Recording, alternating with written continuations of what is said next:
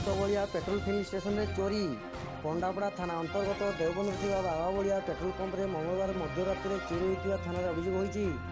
ଚୋରି ଘଟଣାରେ ପଣ୍ଡାପଡ଼ା ପୁଲିସ ଦୁଇଜଣଙ୍କୁ ଗିରଫ କରି ଗୁରୁବାର ଦିନ କୋର୍ଟ ଚାଲାଣ କରିଛି। ଗିରଫ ଦୁଇଜଣ ବ୍ୟକ୍ତି ହେଲେ ଟାଉନ ଥାନା ଅନ୍ତର୍ଗତ ଆଟପୁର ରମେଶ ଜେନା 21 ବର୍ଷ ଓ ଭରତ ବେହେରା 24 ବର୍ଷ।